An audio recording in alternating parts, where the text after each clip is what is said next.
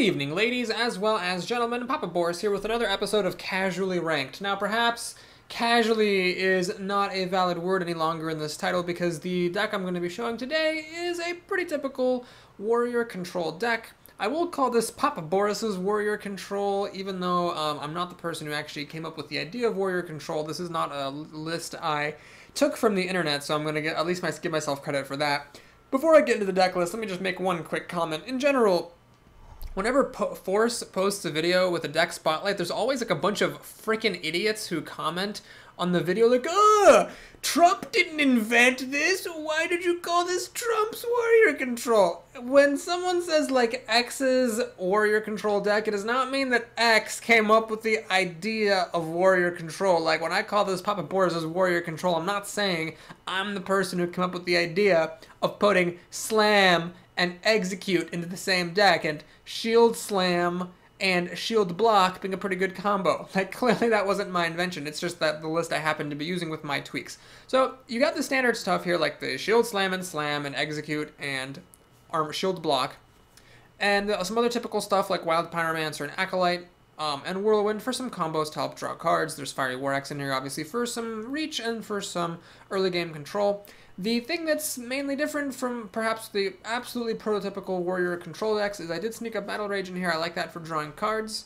I snuck a Cleave in here to help stop aggressive decks because there seem to be a lot of those at the moment. I have one Whirlwind and one Cleave. That's the balance that seems to work the best for me. Some people, like Trump with his Baron Geddon deck, only use one Armor Smith. I like to have two. I think that they can be crazy good when you're in an aggro matchup, and there seem to be a lot of aggro decks running around. So the armor from these guys, plus their 4 health, helps you survive immensely. And then for my endgame, I've got an Argent Commander, Karen, which is just really sturdy, and a Grommash Hellscream, which also adds some reach to the deck as well as a really big body.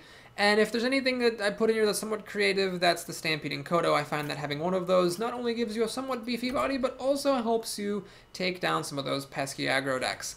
Alright, so I'm bouncing around rank 10. I've been playing this deck, and that's how I got to rank 10. I don't think I've ever been to rank 10 before. I managed to beat my girlfriend to rank 10, a fact which she was very unhappy about. So I considered, I actually considered like stopping playing so that, you know, she could get to rank 9 before me and in the season at a higher rank than me. But I think she would have ultimately been disappointed with me if I had just given her the victory like that. We're going to go ahead and fight to the finish. She's running her Priest deck that I've featured a couple times on this channel. I'm actually going to do another video with her on Monday or Tuesday because that deck has seen some innovation.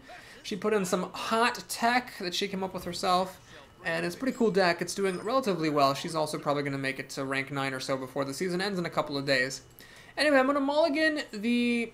Actually, I'm sorry, I'm not going to mulligan the Frothing Berserker. If this were like a Warlock or a Paladin or something and there was a good chance that this was aggro, I'd actually mulligan these guys because they're pretty weak to a really fast start. Priests, though, tend to be a little bit slower, so I'm quite happy to play the Pyromancer and then the Frothing Berserker. Because if he doesn't happen to have a Shadow Word Pain, then he will probably not have a way of killing this. So what is this? Well, Leper Gnome from a Priest, I don't even know. This person's name is Illidan. I don't even know what that accent means on top of an A, but it's a good thing we got Cruel Taskmaster off our mulligan, because that is a good answer to Leper Gnomes. Cruel Taskmaster is one card I forgot to mention as being a completely classic standby in Warrior Control. So I'm a big fan of Warrior Control as an archetype for a couple of reasons. I like the fact that you can do really well against fast decks and against control decks. Pure control decks, I think, probably tend to have the advantage against Warrior Control because they typically have more endgame plays. This deck doesn't actually have that much beef at the absolute high end. You kind of have to make do with your, you know, mid-gamey creatures and then Grommash and Karen. So a deck that, you know, can kill all your stuff but then also has more beef to drop at the end, like Rag and Ysera and whatnot, tends to do pretty well against me. But there aren't that many pure control decks lying around. I apparently have lost a lot of games.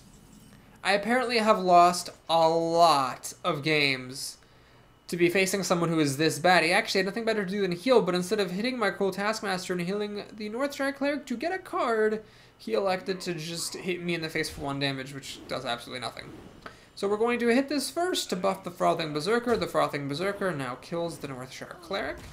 And I will go ahead and play the Wild Pyromancer next and armor up.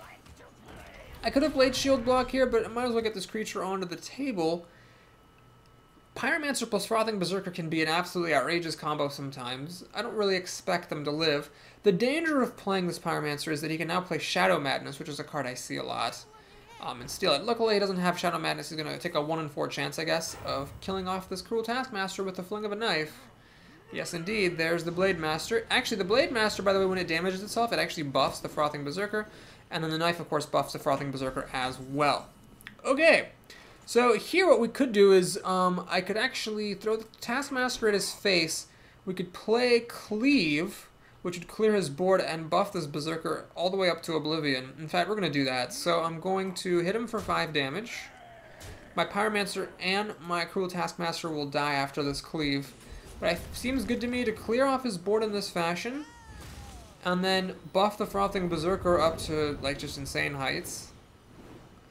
Yeah, 14 damage. So you sometimes, that's one of the cool things about this deck, you sometimes do get these, like, completely random wins when you play a Frothing Berserker and the opponent doesn't deal with it. Now, why did I Shield Slam there instead of, or sorry, Shield Block there instead of arming up? Well, the answer is I want to just spend that 3 mana and get my card. I might need the extra card pretty soon here. Okay. So I could Acolyte of Pain, but we're just going to drop the Argent Commander. I want to try to get as much of my mana onto the board. And it also is the fact that, you know, on turn 10, Gromashal Scream plus Slam will be 10 damage as a surprise. So the more damage I can get out, the better I'll do. He does have a Sun Fury Protector to give this thing taunt. Luckily, Slam and Fiery War Axe will take care of that, so I still get my damage through. We also draw a card. Battle Rage. Battle Rage is not super great at this time. I'll keep the Divine Shield on my guy. This is actually very difficult for Priest to kill because he can't steal it with, well, Shadow Priest or Shadow Madness. Can't Shadow Word it. So Priest is probably like the worst class in the game at killing a mysteriously unpopped Argent Commander. I'm threatening lethal here. This guy, even without the Slam anymore to enrage him, is 4 surprise damage, which is not a great bargain for 8 mana. I could just be doing a, what is it, Korokron Elite for that, but it's still, sometimes you just gotta take what you can get. Alright, so second Holy Nova. Heals himself a little bit, heals his minion, and pops my Divine Shield. That was a pretty smart play, because it also heals him up more, and he needs to get every point of healing that he can just to not die to my 7 damage here. But unfortunately for him, we can just play Gromashal Scream. Taste my blade. Well, we apparently started off this video with the losers bracket. But since I talked about the deck in the beginning of this video, we're going to call it here. I'm going to come back and play some more games with this deck after this video is over. So I hope you enjoyed that spotlight. I hope you enjoyed seeing my Control Warrior deck. And I hope you stick around soon, after liking and subscribing to this video, of course, to see more games with this deck. I'll see you in just a splippity-spackend. Slippity-spackend? Slippity-second. There we go.